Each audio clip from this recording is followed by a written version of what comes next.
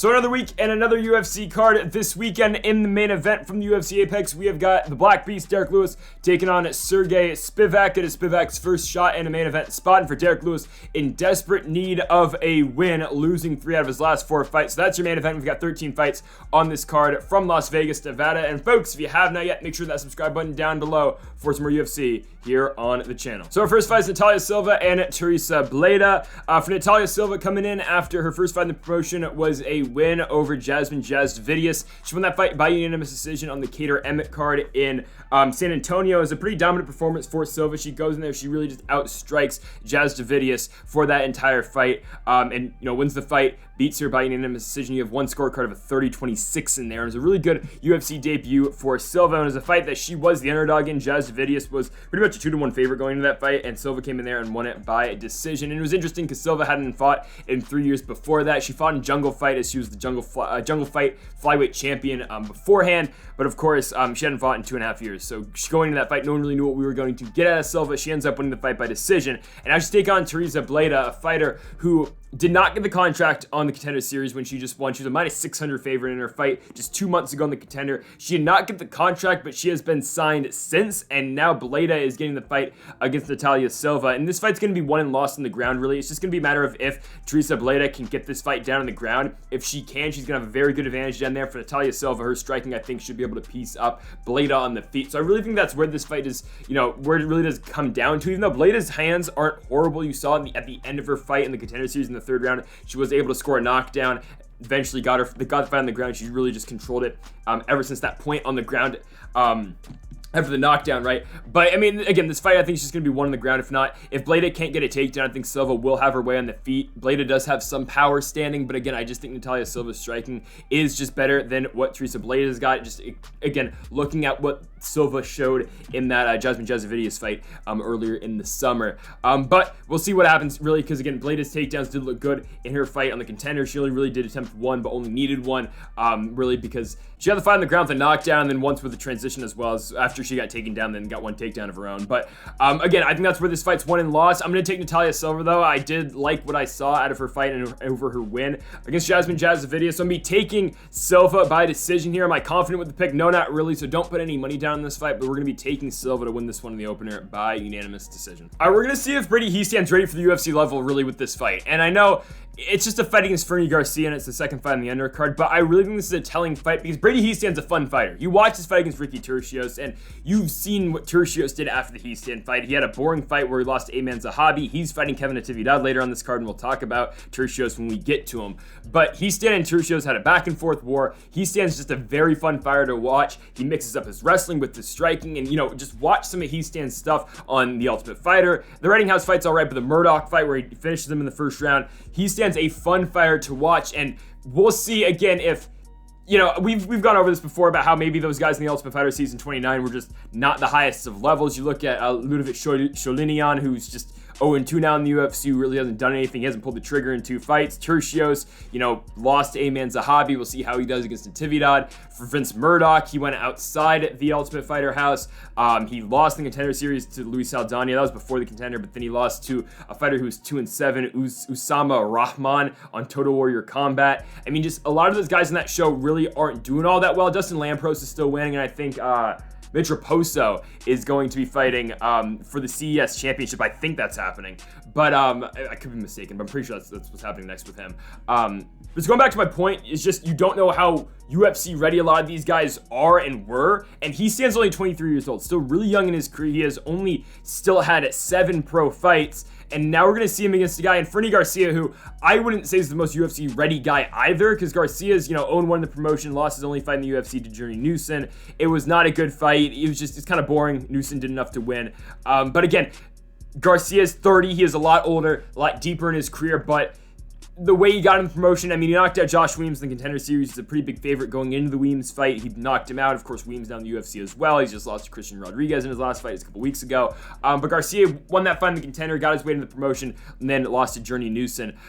Before Garcia, again, his only knockout win of his entire career does come in the Contender Series. He has solid striking, but he just did get outstruck really in the Newson fight. We'll see if he's able just to keep up with Hiestand, because that's something that I do think highly of with Hiestand. He does have a really good gas tank, but We'll see. I mean, I think, you look at the wins that he's had, you still just don't know the guys he's beat. And that's really just the thing I have with Hiestand. I think it's going to be ever clear early in the fight if Hiestand is ready for this or not. I think it's going to be, I think it's either going to be a really competitive fight and Hiestand barely edges it out, or Garcia just dominates. And it's tough to say that, but when you look at Brady Hiestand's past before the UFC, he has not still yet in a professional MMA fight, because technically the Ultimate Fighter is not professional MMA. They can't consider exhibition bouts. So technically, Brady Hiestand has not beat a guy who has a win yet in MMA. His first fight, he beats a guy who's 0-2, second 0-0, third win 0-4, fourth win 0-6. He gets knocked out by Chad Anheliger in his next fight, who of course in the UFC. Then he beats a guy who's 0-12 to get into the Ultimate Fighter. He beats Reddinghouse, beats Murdoch, lost to Turcios. Hiestand is still yet to beat a fighter at all who has a win in professional MMA. That is concerning. So that's my biggest thing with Hiestand. Even though he's had competitive fights, he had a very competitive fight that he maybe should have won against Ricky Turcios, even though I scored for Turcios, but it was a very competitive fight and back and forth fight. We'll just see, because again, there's a difference in fighting guys who are 0-4, 0-0, and 0-6, and even to a certain degree, Vince Murdoch, right, to Fernie Garcia. And I don't think Garcia is going to be a UFC champion or anything, but still, I think Garcia is a solid guy, and it's going to be a real big test for Hiestand coming off the Ultimate Fighter. I think Hiestand can still win. I think he will. I think it'll be a back-and-forth competitive decision that Hiestand will barely edge out. I think the wrestling is going to be huge. I think Hiestand and Garcia are going to trade on the feet, but I think when Hiestand needs it, he is going to score a takedown, and he's going to make it a competitive fight on the ground, and Brady Hiestand will barely edge out a decision victory. So we're going to go with Brady Hiestand to win his second fight in the UFC, and finally not to win over a fighter who has a win on their record, going Brady Hiestand by unanimous decision. So a strawweight fight between Vanessa Demopoulos and Maria Oliveira. For Oliveira, 1-1 now in the UFC, picking up a win. I believe it was in San Antonio over Gloria De Paula. She wins that fight by split decision. De Paula is not the greatest UFC fighter, for being honest with ourselves, but again, it's a good win for Oliveira. It's a back and forth fight, honestly, and it was a entertaining fight. You can give the first and third rounds to Oliveira, probably the takedown in that third round, winning her the round. The second, you give it to De Paula. She really just outstruck Oliveira in that second. But before that, for Oliveira, she had the fight against Tabitha Ricci in her UFC debut. In her promotional debut, she just got dominated by Baby Shark Ricci. It was just a dominant wrestling performance out of Ricci. 5 takedowns in that one, and really just, an outclassment on the feet as well. I don't even know if that's a word, but still, Ricci just dominated on the feet, dominated on the ground. It was all Tabitha Ricci in that fight. Oliveira also had to find the contender series when she lost to Marina Rodriguez. Rodriguez just beat her head in, and then eventually Oliveira said, no mas. She just turned her head and said, I don't want any more of this. And Marina Rodriguez won the fight by TKO in the first round.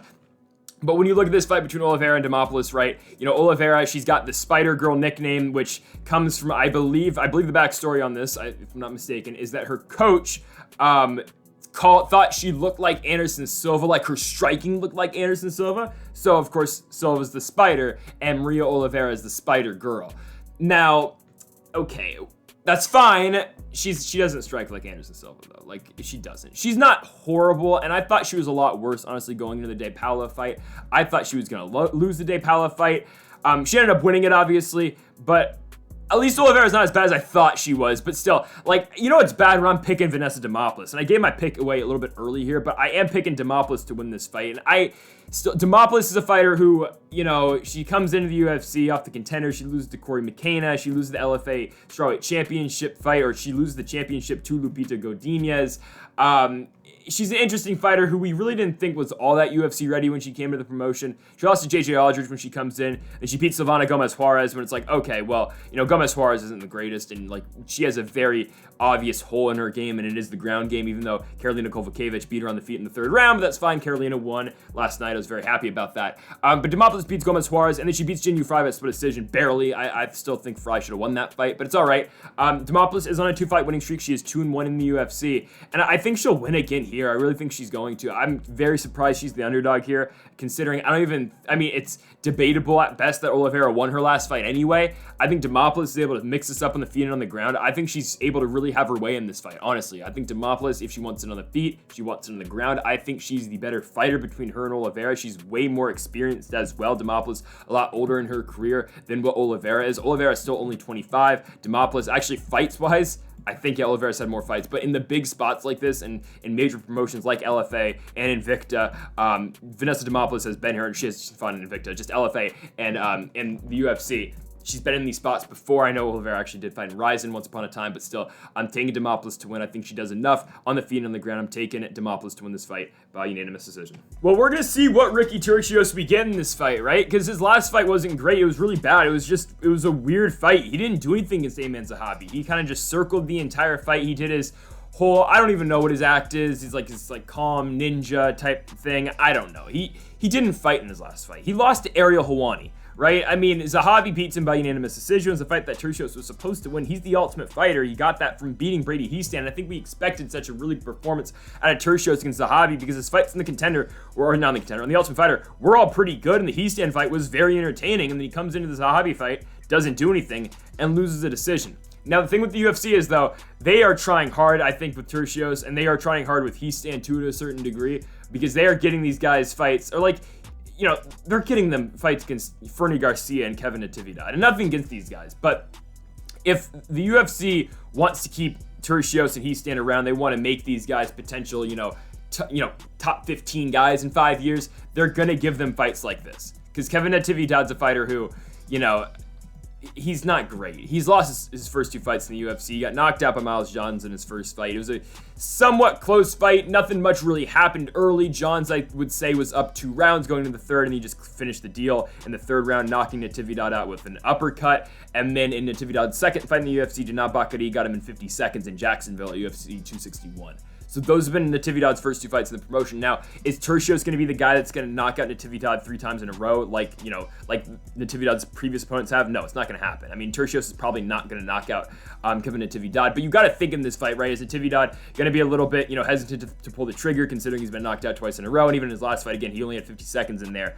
and he got knocked out right away by Bakary. We'll see. Again, it just depends on what Turcios we get. Because if Turcios is doing the same thing that he did against Zahabi, then we seriously could just get a fight like Turcios Zahabi was, but then there's no Ayman Zahabi. It's not like Ayman Zahabi did an ultra effort to get the fight going either, right? I mean, he did enough to win, but you could get a fight like that where both guys really aren't doing much and it's just a boring 15-minute decision either way, and you get over with it and you're like, I don't know who won, but I really don't care because I just want to see the next fight, right? I don't think Turcios is going to revert back to that because really when you look at his career, that's been the only time that's really ever happened. You look at his fight in the Contender Series where he beats Boston Salmon, loses to the PFL zone Boston Salmon, but he doesn't usually have those type of fights. It was just a really weird second performance because again, he's on that big high. He wins twice in the Ultimate Fighter season. He wins on the finale show. He's the Ultimate Fighter, and then he's got that piss poor performance against Zahabi, right? For Natividad, his opponent on the other side, again, what we've seen out of Natividad outside the UFC and LFA, he's got power on the feet, he can mix combos together, he's good late in fights, but I just haven't seen it yet in the UFC. But if he's going to get going, it's going to be a fight against a guy like Ricky Turcios. I still think Turcios is going to win. I think this fight is definitely still set up for Turcios to win the fight. I think it's close.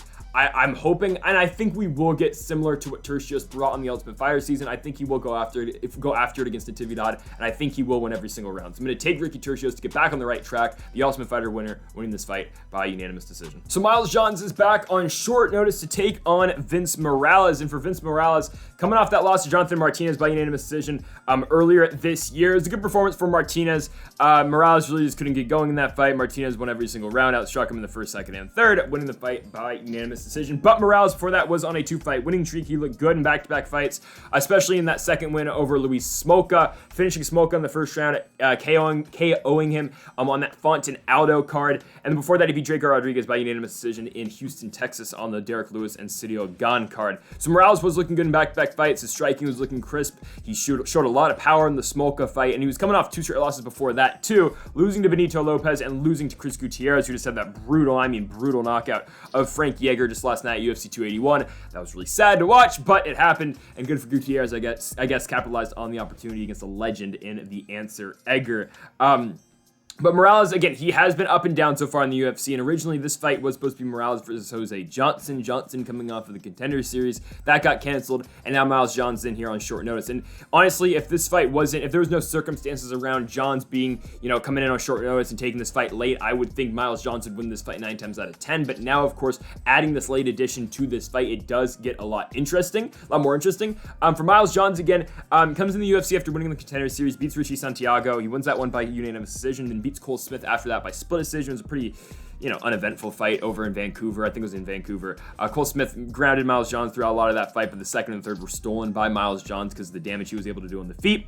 And then after that, he loses to Mario Bautista, gets flying knee in the second round in Houston, Texas. Beats Kevin Natividad after that, though, knocks him out in the third round, and then scores another third round knockout win over Anderson Dos Santos at UFC 265, and then most recently got submitted in the third round by John Castaneda on that Hermanson and Strickland card in February. So it's been a while since Miles Johns has been in there, but Miles Johns is a guy who's got really good takedown defense. It's really hard to take a guy like Johns down. It's not like I really think Morales is going to try to take him down, but you're going to see a stand-up affair. It's going to be really the power out of Johns versus the somewhat volume, I guess, of Vince Morales, because Miles Johns got a lot of power for this weight class. You've seen the knockouts before, even though both of them have come late into fights, both the knockouts he has had in the UFC.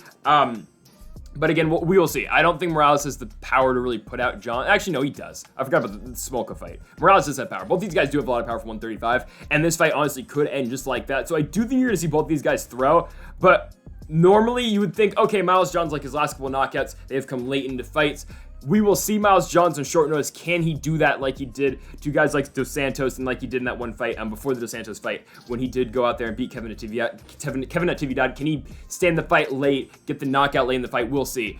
I don't think that's going to be needed because I think both these guys are going to throw very early. And honestly, I think you're going to see your first finish on this card in this fight. I think you're going to see a huge highlight reel knockout either way. And I think Miles Johns is going to be that guy to get that. So I'm going to take Miles Johns on short notice. Just, again, get in there, get out. John's going to beat Vince Morales by quick knockout finish. I think it's going to be a big overhand right from Johns that puts him out. I think Miles Johns gets back in the win column with the first round knockout win here in the Apex. So now a fight here at women's flyweight between Jennifer Maia and Marina Moroz. And for Jennifer Maia, remember her fight with Valentina Shevchenko? And at the time, that was such a big fight for the weight class because Maia wins a round. She wins the second round. That's about it. She gets shut out after that point in that fight, but she wins one round. You're thinking, oh my goodness, Shevchenko's not the unbeatable force that we thought she was, and she's really not. You look at Tyler Santos and the success Santos had, and I don't know where Shevchenko is. I don't know who she's going to fight next because there's a lot of contenders, let's be honest, in this weight class. There's Alexa Grasso, there's Manon Fiorot, there's Tyler Santos again, and really there's no other fight for Shevchenko right now, or at least nothing has been booked. We'll see what happens. I think most signs point to a Santos rematch, but I'd like to see Alexa Grasso honestly get that shot. We'll see. I would like to see Santos versus Manon Fiorot, and I'd like to see Shevchenko versus Alexa Grasso next. But this is another big fight in the weight class, really, especially for Marina Moroz, because Marina Moroz, finally, who's been in the UFC for a while, since 2015, really coming into her own, and I know she's only fought once in the last, 3 years, but now she's on a 3-fight winning streak. That win over Agapova was huge. She's been booked to fight a million times. She finally is going to get back in there, and it's a huge step up rankings-wise as she'll be taking on Jennifer Maia next. Jennifer Maia, a fighter, again, who had that fight against Shevchenko. She'll bounce back after that by beating Jessica Ai, and then she comes in, loses to Katlyn Kuchagian, and loses to Manon Fiorot in back-to-back fights after that. But those are tough fights. Katlyn Kuchagian always does her thing in the weight class. She'll always find a way to win those fights. I know she just lost Manon Fiorot, but still, Kuchagian's a really good fighter. Manon Fiorot is a very good fighter as well, and those are just two tough fights for Jennifer Maia. But when you look at this fight, when you break it down, skill-wise, and yes, I can talk about Maia's record and what she did before the Shevchenko fight, how she submitted Joanne Wood in the first round. That's undeniable how good of a jiu-jitsu game Jennifer Maia is. Jennifer Maia has. You know her BJJ is really good. Again, Joanne Wood played with fire on the ground. Jennifer Maia tapped her out in the first round, right? And that was basically for Joanne Wood's title shot. Wood could have sat out. She could have waited for a title shot. No, she went for it. She wanted to stay active. Maia submitted her and basically took a title shot. But you know how good Maia is on the ground. I just don't know how she gets this fight down there. That's really what this fight's dependent on. Because striking-wise, I don't think Maia can beat Marina Moroz up there, and I don't think Jennifer Maia is going to command the respect of the takedown and to make Marina Moroz worrying about the ground game all the time. Again, once Maia does get the fight down there, her jiu-jitsu is really good, but can she get the fight down there in the first place? That's the problem, right? And I don't think Maia's striking is going to... I don't think Marina Moroz is going to respect Jennifer Maia's striking to that point where, again, she's worrying about the ground game at the same time.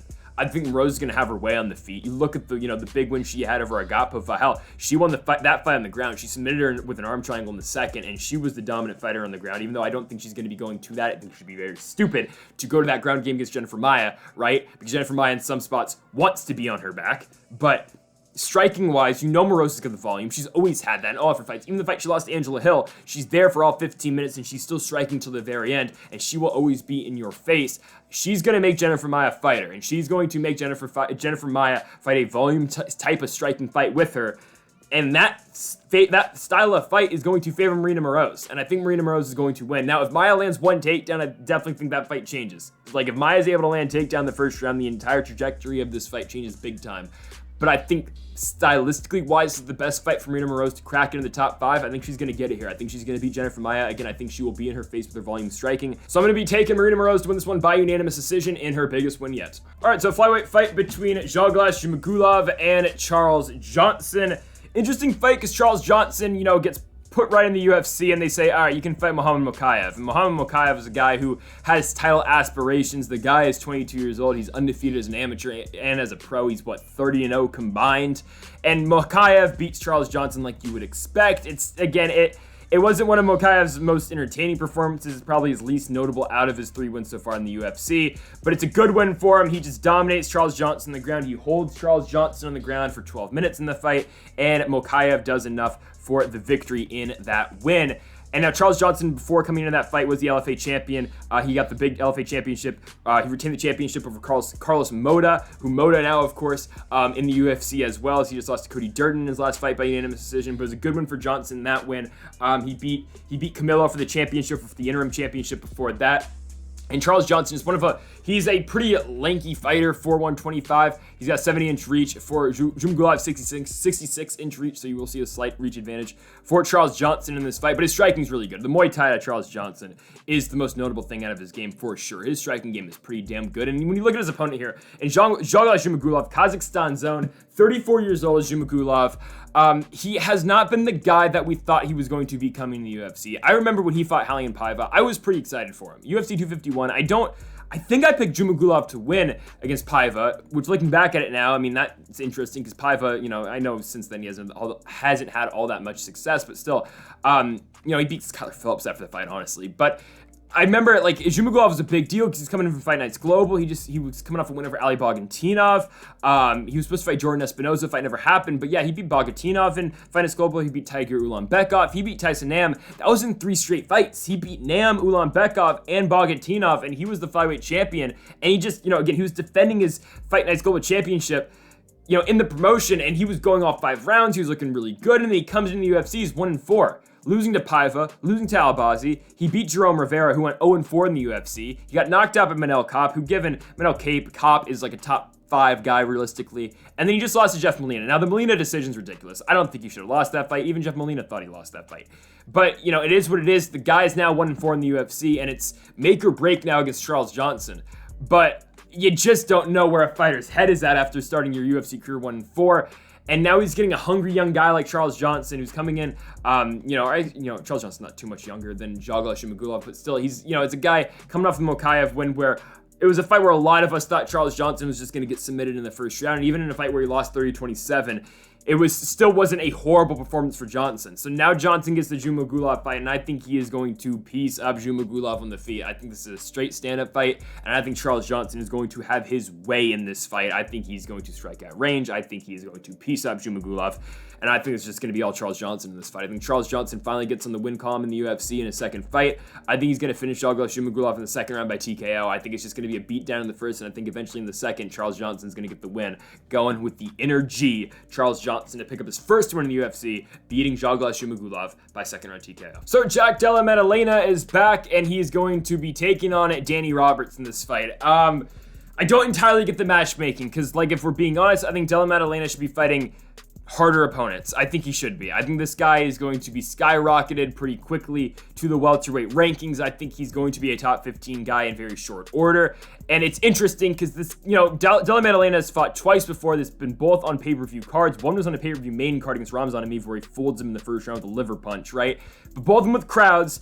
And on his third fight, he gets Danny Roberts, which is technically, yes, his biggest test to date because Roberts does have a win over Ramzan Ameev that we're going to talk about. But now he's fighting in front of no crowd. And the UFC is seemingly pushing Maddalena pretty well. The promotion seems pretty behind him. And now he's just fighting the Apex, which hopefully, again, next year this is solved and there are no more Apex cards and you can market guys towards certain, areas and stuff. But I don't understand why Maddalena honestly wasn't just on last night's card in New York or they didn't save him until December. Because, again, it just feels like Della Maddalena is one of these guys they should be pushing more. At least he should be fighting in Orlando in front of a crowd at the Amway Center. I don't know. But it's fine. He's going to be taking on Danny Roberts, and he's not going to lose. He's not losing to Danny Roberts. He's going to knock him out in the first round. And that's pretty much, that is, I think, what everyone gets from this fight. Maddalena is by far the biggest favorite on this card. He's a minus 460 favorite compared to Roberts coming back at you at plus 370. Maddalena's got heavy hands. He's got crisp hands. You look at his first 2 fights in the UFC, and honestly, you look at his Contender Series win over Angelosa. He looks good in the Losa fight, and the Pete Rodriguez fight catches dead game Rodriguez with a huge counter left. Ramzan Emeev folds him with the liver shot. The guy's good. He's got power. He's a technical striker. He's got precision, but he's got power at the same time, too. Jack Della Maddalena is one of the top guys that the UFC is going to be marketing down the stretch here, because this guy is only 26 years old. He's from Australia, and he's on a 12-fight winning streak. He's 12-2, but he lost his first two pro fights, and now he's won 12 straight. He has not lost since 2016. And he's fighting Danny Roberts in this one. And Danny Roberts, coming off a loss in his last one to Francisco Trinaldo. Trinaldo keeps on finding a way to win fights. Before the Roberts, he barely gets by Ramzan Emeev, and I mean barely. You can make the case Emeev wins that fight on the Lad Dumont card in the Apex. He beats Zelim Imadaev. Before that, he loses to Michel Pereira, where Pereira catches him with a flying knee. And then before that, Claudio Silva catches him in an armbar in the third round. Roberts has been around for a while, but I just don't feel like talking about all of this makes too much sense, because this is a fight where it is a uphill climb, to say the least, for Danny Roberts here. Maddalena's got power. He's a better striker than Roberts. He's going to catch Danny Roberts eventually, and it's going to be a highlight reel knockout that's going to be on SportsCenter. And it's going to get posted on all the ESPN accounts afterwards, too. Like, Maddalena's going to win this one. He is going to continue his rise to the top of the weight class. They are going, and I'm 100% certain he's going to call to be on the Perth card after this. He'll probably be on the February card. The Alexander Volkanovski and Islam Makhachev are going to headline next year, but we'll get him on that card, hopefully. For now, I'm taking Jack Della Maddalena to beat Danny Roberts. He will have 3 straight fights in the UFC, all 3 of them at first round knockouts. Jack Della Maddalena winning this one again in the first round by KO. I mean, this fight is just every Rodolfo Vieira fight. Honestly, like, I'm going to talk about it, but I feel like this is how I'd approach pretty much every single Rodolfo Vieira fight. It's, can Rodolfo Vieira get this one on the ground? Right? I mean, really, this is what this fight is. Because Cody Brundage, right, he's a decent striker. He showed a lot of, promise in his last fight where he knocked out Tresean Gore in the first round. Looked really good in that win, honestly. Lands a big overhand right that puts down Gore and puts him to sleep. The Dalcha Lujanbula fight, he's losing at points, right? It's a quick fight, only lasts 3 minutes, but Dalcha's beating him on the feet until, he slips up. Cody Brundage got him on the ground, hits him with a guillotine, wins the fight. Brundage is now on back-to-back wins in the UFC. His first fight comes in kind of on short notice. I think he had about a month's notice. Taking on Nick Maximov, he loses by unanimous decision. Maximov no longer with the UFC, but in that fight, Brundage just got out-wrestled. Maximov just kind of laid on him for 15 minutes, and he won the fight that way. Brundage cannot afford to be taken down once by Rodolfo Vieira. He cannot afford to get put on the ground once by Vieira, because you know what happens when Rodolfo Vieira has you on the ground. He is the black belt hunter for a reason. This guy is a world jiu-jitsu champion, and that's what he does to guys. But again, it's the thing we always have with Rodolfo Vieira fights, is can he get the fight on the ground? Rodolfo Vieira is one of these fighters, and I think the best comparison I can make to an elite level fighter is Mackenzie Dern. But I don't think it's the same, but I think it's to that point. Rodolfo Vieira has got the best jiu-jitsu in the UFC, but he's got to get the fight down there. When he can't get the fight there, it's trouble, right? But now, the Chris Curtis fight, he's stuck in there with Chris Curtis. I mean, he's stuck in there with Curtis. He won a round against Chris Curtis in the feet. He didn't end up winning the fight against Curtis, but it was a better fight than I expected, really, out of Rodolfo Vieira on the feet against a top 15 fighter in Chris Curtis, who is known for his striking. Now, Curtis, again, a guy, though, kind of loads up on his strikes, looks for the big power shot to end the fight, but still, Curtis couldn't put away Rodolfo Vieira. Vieira stayed in there for 15 minutes and struck with Chris Curtis. It's a good performance. He lost, but still, it's not that bad, honestly. So, I think Vieira can contend with Brundage on the feet. I think he can make it interesting against Brundage on the feet. Can he beat Cody Brundage on the feet? No, I don't think he can. But again, it only takes one. It's similar to Alexander Volkanovski, Brian Ortega. Volkanovski slips after a leg kick. He's on the ground. Ortega jumps the guillotine, doesn't finish the fight, doesn't win the fight, but he gets ever so close. That's all Rodolfo Vieira needs. He needs you to slip up once. It's like, these elite level jiu-jitsu guys and grapplers, like an Aljamain Sterling, like a Brian Ortega, like a Mackenzie Dern. The difference between some of those fighters, though, really, the difference between Aljo and Dern and Ortega is that Aljo is a world-class level wrestler, too. But For Rodolfo Vieira, this fight's just dependent on if he can get a takedown or not. If Rodolfo Vieira can get this fight on the ground, he's going to win. I feel confident in that. I think Brundage has a good ground game. I think his ground game is, decent for the division, but it's nothing compared to what Rodolfo Vieira can bring. But again, if Vieira can't get this fight down to the ground, I don't think Vieira's striking is as horrible as it was, say, when he fought Oscar Piota back in Uruguay in 2019. I don't think it's that bad anymore because, again, he's able to stay competitive with Chris Curtis, and it seems like Rodolfo Vieira also a big concern after he lost to Fluffy Hernandez in 2021 was, the gas tank, and he couldn't really, obviously he lost that fight because he got tired. That's not really a problem anymore. Again, you saw him striking with Chris Curtis for 15 minutes, so I don't really think that's too big of an issue anymore. It's just a matter of, again, I think Vieira can stay competitive with Brundage on the feet. Of course, Brundage can land one big one to turn out the lights, obviously like what he did against Tresean Gore, but I think Vieira can stay competitive on the feet where he can stay in there for 15 minutes and not get knocked out. But I don't think he can win for 15 minutes on the feet striking. So I think he'll lose a stand-up fight. It's just a matter of if he can get the fight on the ground. I'm going to say he does get it on the ground, and I think Rodolfo Vieira will find that one takedown, a trip, something through the clinch. Rodolfo Vieira will get the fight on the ground, and he's going to get a submission. I'm going to take Rodolfo Vieira to submit Cody Brundage in the second round. I can't tell you how he gets it on the ground, obviously through some sort of takedown, but give me Vieira by second round sub. So next up, we've got Muslim Salikhov taking on Andre Fialho. It should be pretty much just a striking affair here in this one. So we've got the King of Kung Fu and Salikhov coming off his last loss to the Leech Li Jingliang, where Li Jingliang in that fight felt like it was a long time ago. It's only 4 months ago. That's crazy. Ortega Rodriguez feels like a long time ago now, but it's only 4 months ago. Yeah, Li Jingliang knocks out Muslim Salikhov in the second round, catches him with the right cross, puts him down, puts him to sleep. Now with Salikhov, his first loss in a while. He's coming off of 5 straight wins over the likes of Ricky Rainey, how he finished Rainey in the second round by TKO. He beat Nordin Taleb after that in the first. Had a decision win over Laureano Staropoli, and then beat Elise Zaleski dos Santos by split decision, and then beat Francisco Trinaldo after that by unanimous decision just a month previous to the Jingliang fight. And Salikhov, what he does well. He's a really good striker. He can go to the wrestling when he needs to, and I think if he does get into some danger here with Fialho, he can result to that. But I think Fialho's takedown defense is solid enough to the point where he can keep it standing too. So I think you're just going to see 2 guys striking here. When you look at Andre Fialho, obviously, right, he's got the loss in his last fight to Jake Matthews, and it was seeming like, Fialho's just going to fight all the time because he fought 3 times in 3 months, and this will be his 5th fight in 2022. So shout out to Fialho for staying active, even though he just got knocked out in his last fight. But he comes into the year, UFC 270, loses to Michel Pereira by unanimous decision. It's a tough fight for him coming into the promotion. Pereira is just better than him. It's okay. After that, he beats Miguel Baeza. Now, Baeza, he was supposed to take on, who's he supposed to fight? He's supposed to fight Johan Lainus recently. That fight got canceled because Baeza had to drop out. Anyways, Baeza hasn't been winning often, but Fialho knocked him out in the first round. And then after that, he turned that right into a victory over Cameron Van Camp, who Van Camp in his own right is not the greatest UFC fighter either. He's 0-2 in the promotion with both back-to-back first-round knockout L's to Nicholas Mota and to Fialho as well.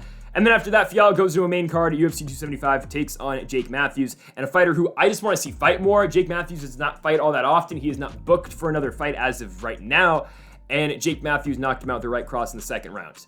It was a really good performance for Jake Matthews. Even till that point of the knockout, Matthews was beating Fialho at his own game. He was outstriking Fialho, and Fialho really just couldn't get going. And now you get Fialho versus Muslim Salikhov, and Salikhov, given, is a very old fighter for this weight class. He is 38. He's been in the UFC for a pretty long time to this point now. Fialho is 10 years his younger at 28. I think that's the saying.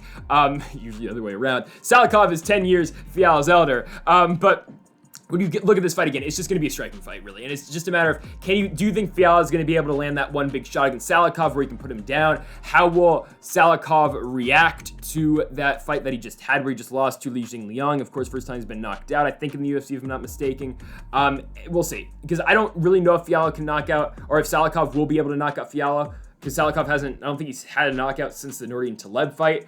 Just as of late, it has been more of the volume striking out of Salikhov, and it's been more of a measured approach, been more of a technical approach for the King of Kung Fu and Salikhov recently. So I don't think he's going to be able to get a finish, but I think on the other side, I think Fialho can definitely get a finish on his end. We will see, though, because beating Cameron Van Camp and Miguel Baeza is a big difference than fighting, Muslim Salikhov, who, again, is older, but I don't know. I think Fialho is going to win. And that's, I was going to take Salikhov, but I'm switching my pick. I'm going to take Fialho. I think Fialho will be able to touch up the chin of Salikhov, and I think he will score a knockout late in the first round. But if he can't, honestly, and this fight does get in the second and the third, and Salikhov does get out the first, I could definitely see a world where Salikhov starts to take over and he does, out technically strike Fialho for those two later rounds, and he wins the fight that way. We'll see. I'm going to take Fialho by first round knockout. I'm not too confident, but I think he does find the target early like he did in the Van Camp win and like what he did when he beat Miguel Baeza as well. So I'm going to be taking Andre Fialho to win this one. I think he'll get it done in his 5th fight of 2022. He'll win this one by first round knockout. So Waldo Cortes-Acosta is continuing his adventure through the heavyweight division, and he's continuing his quest to beat these low-level heavyweights. Is Waldo Cortes-Acosta trying to be the low-level heavyweight champion? I don't know, because he's fighting Chase Sherman now. I mean, you beat Jared Vanderaa, and then you go fight the guy who just beat Jared Vanderaa. You fight Chase Sherman. Like, what is this?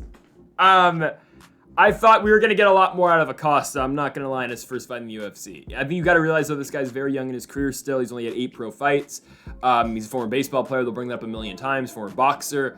He's 31, yes, but you can, heavyweights can fight till they're old, right? It doesn't matter. But I thought he was going to knock out Jared Vanderaa. And I thought he was playing to the crowd a little bit too much in that fight. There was a Vandy baseball team was in the crowd, and they were cheering Waldo on, and Waldo was really, pandering to the crowd a lot in that fight, which is cool and all. It's great.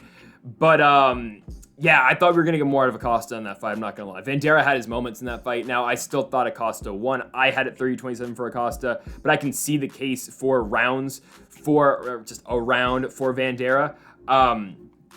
But I thought we were just going to get more out of Cortes-Acosta. I'm not going to lie. I thought we were going to get more. Anyways, he's fighting Chase Sherman in this one. And Sherman, given, is kind of a tough guy to knock out. Like, he's been submitted, and he's got an obvious weakness on the ground. You saw Romanov and Collier were both able to take him down and submit him, and that's what I thought, if when we thought Parisian was going to fight him a couple weeks ago, I thought, maybe he'd have a chance of, maybe taking him down, and just, we'll see, right? Obviously, that fight never happened. Parisian had some heart issues, so hopefully everything's all right with him. But I don't know. I don't think Sherman is going to get knocked out. Actually, I don't know. He might get knocked out by Acosta. It just doesn't. We'll see. It's a heavyweight fight. Who knows, right? I mean, I went over this when Sherman was going to fight Parisian. And I'll go over it ever so shortly right now. Sherman wasn't really trying to be in the sport anymore. He was going to go to BKFC. He was going to do some bare knuckle stuff, and he was going to maybe come back to the UFC later. They brought him back because they just needed a guy for Romanov to go out there and smash. Sherman was a plus 1,050 underdog or 1,050 underdog in that fight. He lost, obviously, by Americana in the first round. He came back, though. He beat Jared Vanderaa by knocking him out in the 3rd round, and here he is against Waldo Cortes-Acosta. And this is really kind of the circle of low-level heavyweights in the UFC. You've got, you got your Josh Parisians, your Jared Vanderas, your Jake Colliers, and Collier's kind of graduated, but still, I'll put Collier down there. You got your Parker Porters, you got your Ike Villanuevas, you got your Roque Martinez's, you got your Dontel Mays, these guys, right? So I feel like as Waldo Cortes-Acosta, they're just going to keep giving him these type of fighters before he can progress on to fight a De Lima or a Andre Arlovsky. Like, this is kind of how the weight class goes, I feel like, right? I think Cortes-Acosta is going to win. I wasn't too impressed by his performance over Vanderaa, but I think Sherman is just not the greatest. He's not. I would like it a lot if Cortes-Acosta could wrestle and he could, get submissions, because I would say an easy first-round sub for Acosta that way. Obviously, that's just not his game. He's a boxer. He's going to try to go in there. He's going to try to strike with Sherman. And I'm going to say he's going to get the first-round knockout. I'm hoping he does. I think Cortes-Acosta is able to land the bomb. I think he's able to land the bomb, and he'll finish it with strikes on the ground. I think he will get that big knockout here, hopefully. What he didn't do against Vanderaa, he'll get it against Sherman, and then he'll go on and he'll fight, he'll fight Dontel Mays next, and he'll get a fun fight in that one, I guess. I don't know. I'm taking Cortes-Acosta, though, to win this fight. I think he'll go out there. Minus 185, we'll see. It's an all right line for Cortes-Acosta. I'm going to say he'll go in there, though, and knock out Jared Vanderaa. Well, thought he was going to knock out Jared Vanderaa in the first round. I think he'll knock out Chase Sherman in the first round, taking Waldo Cortes-Acosta again at first round at KO win over the Vanilla Gorilla, Chase Sherman. In our co-main event, we have got Ion Cutelaba taking on Kennedy Nzechukwu. I'm in this fight, right? So Cutelaba coming off back-to-back submission losses to the likes of Ryan Spann and Johnny Walker. The Spann fight got submitted by guillotine in the first round, and then Johnny Walker was a rear naked choke in the first round as well. We'll see how that affects Cutelaba's game plan going into this one, because Nzechukwu, even though I really like the guy and I'm a big fan of Nzechukwu, he's not going to get a submission over Ion Cutelaba. That's just not what he does. Like, I'd be damned if Nzechukwu pulls out a guillotine and chokes out Ion Cutelaba. I just doubt it's going to happen. But we'll see how the back-to-back submissions affects Cutelaba's game, because you know what Cutelaba wants to go in there and do. He wants to wrestle you. He wants to dump you. He wants to just kind of keep top pressure, and then once the opportunity strikes in the feet, he'll hit you with a big power shot. That's what Cutelaba is going in the fight to do. Now, will this fight against Nzechukwu and will the most recent results for Cutelaba affect this game plan?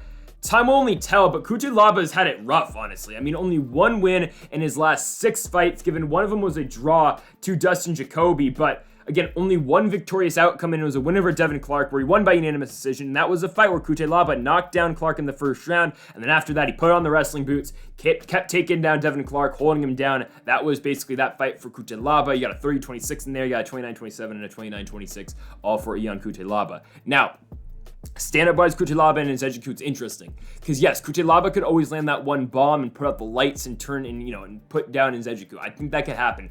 But other than that, I really like Nzechukwu's striking in this fight. Again, we've talked about Nzechukwu's a huge light heavyweight. The guy's 6'5". He's massive for the weight class. He's going to have an 8-inch reach advantage in this fight over Cutelaba. Nzechukwu got a Cutelaba's got a 75-inch reach. Nzechukwu's got an 83-inch reach. So, again, I think that's a definite chance that happens, right? Where Nzechukwu's just on the feet and he's just piecing up Cutelaba. Cutelaba can't close distance because that's going to be huge going into this fight, right? Because Cutelaba, if he's going to have some success, he's going to have to close distance. He's going to have to find, he's going to have to get through Nzechukwu's striking range to get in there, tie up, get a takedown, or look for those big, power shots that he's going to have to get inside, right?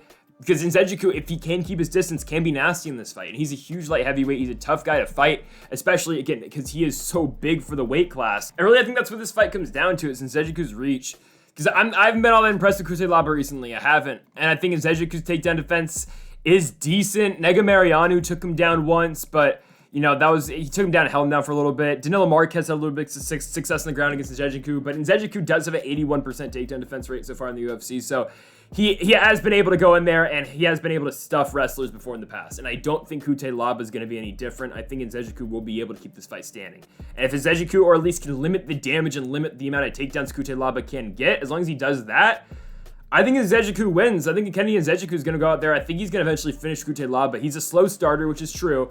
So you might see him drop the first round, but as we get going into the second and the third, Nzechukwu is really going to turn it on. And we've seen him before get third and second round knockouts. I think Nzechukwu gets another third round knockout here. I think he loses the first, wins the second, really turns it on in the third, starts to put the damage on Ion Cutelaba, and eventually finishes him in that third round. So I'm going to be taking Kenny Nzechukwu to pick up another win in the UFC. It will be a third round knockout finish over Ion Cutelaba. I just don't think Cutelaba is going to fight all that well given the reach and the size of Nzechukwu. I think that's going to be very difficult for Cutelaba in this fight. Plus, again, I think he will win the first because that's just naturally how Nzechukwu is, a slow starter. But as Nzechukwu gets going, he will find success in this fight. And Kenny Nzechukwu is going to win in the biggest spot of his career, a co-main event spot. He will beat Ion Cutelaba, and he's going to get the win by third round knockout finish. Main event time, and a huge one in the career, honestly, of both guys, Derek Lewis and Sergey Spivak. And honestly, it kind of feels like a crossroads fight. It really is. If Sergey Spivak can pick up the victory, this is going to be huge for not only Sergey's career, because now he's automatically elevated into the top 10, top 7 of the weight class, but for the career of Derek Lewis, because the Black Beast, 37 years old, he is getting up there in age. He has lost 3 of his last 4 fights, and given they've all been really good opponents. But let's be honest with ourselves, Sergey Pavlovich is kind of a step down from Tai Tuivasa and Sidio God and Curtis Blades. It kind of just feels like it, a little bit. Now, obviously, the stoppage was interesting. I am not too mad with the stoppage. I think Derek Lewis would have gotten finished eventually in that fight in Dallas in July. But Sergey gets the victory. I think it was Dan Mergliata was the referee. He ends the fight pretty quickly, but I can see the reason for the stoppage. It was fine. It was like how some people had doubts in the Alex Pereira, Israel Adesanya stoppage. I was fine with that stoppage. I was fine with Lewis and the Pavlovich stoppage. But it's just, what Derek Lewis are we going to get? Because Derek Lewis, I've said this before, I'll say it again, Derek Lewis can beat almost every guy in the top 15, and he can lose to almost every guy in the top 15. It's just a matter of, can Lewis land that big one shot, and can he put his opponent out? Because if he can't, well, he's probably losing on the other side of it. And that's kind of where we're at with Derek Lewis at this point, I think. He's going to throw hard, he's going to swing big, and he'll try to get the knockout. If not, we'll see if his opponent can break him down. Now, Sergey Spivak is a guy who is going to go to the wrestling against Derek Lewis. He's going to try at least one takedown against the Black Beast. Can Lewis keep the fight standing, though, and can Lewis fight this fight? I wouldn't say like he fought Curtis Blades, because really in that fight he was getting pieced up until Blades shot him for a takedown, and boom, big uppercut put him to sleep. But, I mean, to that certain degree, can he fight off the takedowns from Spivak? I think he will be able to. I think I know Spivak and Lewis will be weighing kind of the same, I think, you know, on fight night. Lewis always weighs in around 265. Spivak, I think, weighed in around 260 his last fight. So two bigger heavyweights, obviously both guys around the heavyweight limit. But Lewis is a guy who kind of cuts down to 265. I believe he walks at around 270. So, I mean, really not too much of a cut. But, you know, we'll see how this fight goes, because I think Spivak will attempt to takedown. I honestly don't think Lewis's takedown defense is all that bad. It's pretty solid. Not many guys honestly do take down Lewis. Last guy that did take him down was Alexei Oleinik, and before that, Ilir Latifi. So to that degree, I think Lewis will be able to keep the fight standing. It's just a matter of where is Lewis's chin at? Is he, you know, is Lewis going to get rocked early in this fight? Is Sergey Spivak going to be able to connect early like he did against Greg Hardy and like he did against Augusto Sakai? We'll see, right? I mean, again, though, most of Spivak's wins, and honestly, he didn't connect early against Hardy. He took him down. But against Sakai, he was piecing him up and eventually took him down to the ground. A big part of Spivak's game, though, is the ground and pound. It's huge.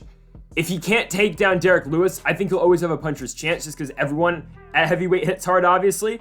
But it's just a matter of if Spivak can land at the right time, hit the right spot, and put Lewis down. We will see where Lewis's chin's at, though, at this point in his career, because, again, he has been knocked down in back-to-back fights to Tai Tuivasa and to Sergey Pavlovich, and those both happened this year. He's fought twice in 2022. He's been knocked down in both of them, and this was coming off a time where Derek Lewis, you know, he came off the Curtis Blades fight. You were thinking, oh, wow, we're getting Lewis Ngannou again, and you know, hey, maybe Lewis got a puncher's chance just like he did in the first fight against Ngannou. Maybe Ngannou freezes up again. Of course, that didn't happen because he never got the fight. He fought Sidio Gun and he got dominated. But here we are. I feel like, honestly, though, I'll give my prediction away right now. I don't think Sergey Spivak's going to be able to take down Derek Lewis, and I don't think he's going to be able to hold him down. I think that's going to play a big part in this fight. I don't think Spivak's going to be able to hold Lewis down. I think he will get him down a couple times, but I think Lewis will be able to work back to his feet.